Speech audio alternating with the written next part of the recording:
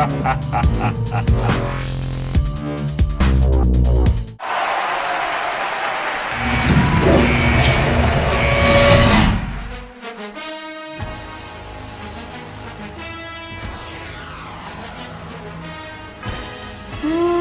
suck! Terrible week 3 for football fans everywhere. Picking the games last week was not easy, and it doesn't look like it's going to get any easier going into week 4.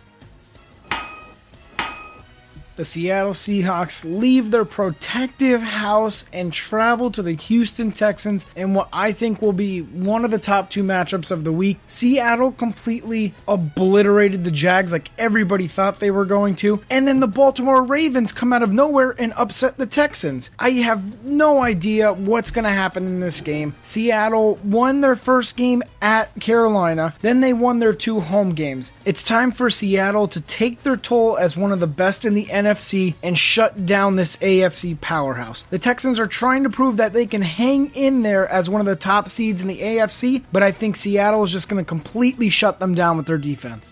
Houston looked pretty shitty after being pummeled by the Ravens last week, and to no one's surprise, the Seahawks dominated the Jags. I'm very conflicted on this one because Seattle is great when they're at home. They don't impress me when they're on the road. I'm thinking the Texans rebound after last week and knock off the Seahawks. 49ers traveling to the Rams. This game did not look good to start with after last week. The 49ers didn't even show up against the Colts, and now this game looks like it's going to be a really evenly matched between these two teams. St. Louis did okay against the Cowboys, but the Cowboys ran all over the Rams defense. Now, 49ers do have Frank Gore, who will run all over the Rams defense, but will Harbaugh just put the pedal to the metal and just keep scoring on the Rams and scoring on the Rams? I think so, and Kaepernick comes out with a W. San Fran is shockingly underwhelming this season. They were crushed 2 weeks in a row, and the Rams are still trying to prove that they can compete in that division. They seem to give the 49ers a hard time every year, but I think San Francisco is going to pull this one off. The boys of Dallas, Texas are traveling to the Chargers on the West Coast. San Diego had that game in the bag against the Titans. And you know, when you're looking at the matchup on paper, the Chargers look so much better than the Titans, yet Jake Locker came through for his team and beat the Chargers. Dallas, on the other hand, like I said before, ran all over the Rams. They have an elite running game in DeMarco Murray. Well, at least in week 3 they did. Will they in week 4? I think Tony Romo comes up big in this game. I think the run will get shut down from the Chargers, but I do think the Cowboys are going to come out of the Chargers Stadium with a win.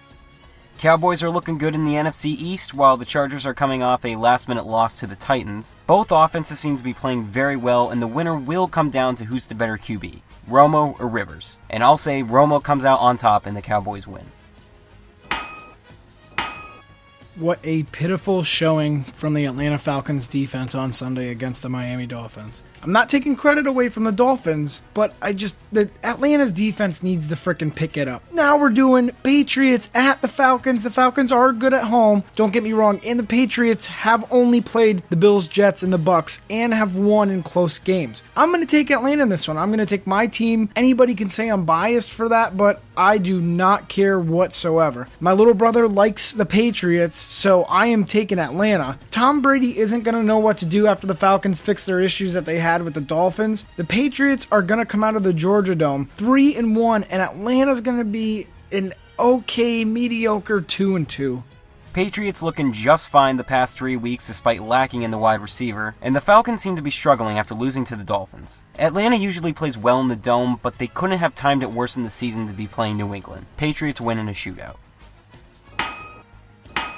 My upset pick of the week is going to be the Pittsburgh Steelers over the Minnesota Vikings. Pittsburgh starting 3-0 is really starting to scare people, and I do not see them going 0-4. That's why I'm taking Pittsburgh and just completely obliterate the Vikings, take out all the rage of 0-3, and just blow them out of the water. We can all agree the Giants looked awful against the Panthers. It was hard to watch. They're 0-3 while the Chiefs are surprising everyone at 3-0. I honestly can't see the Giants starting 0-4 this season, so I think Eli and crew finds a way to upset the rising Chiefs.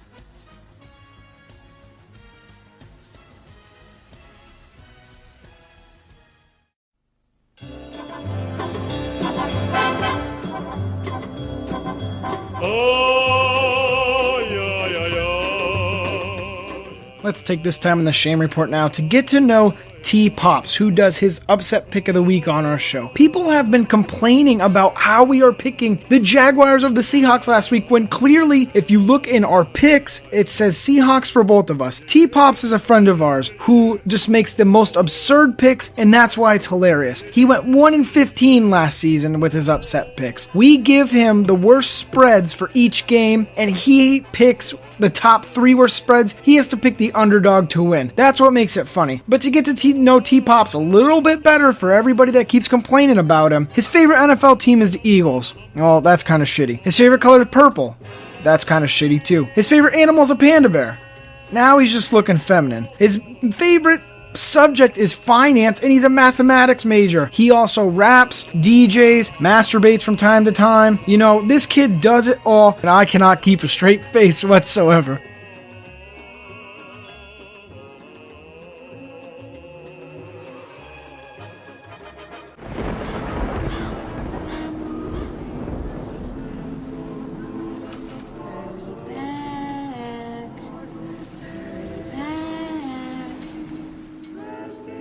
Be sure to bring your death certificate if you decide to join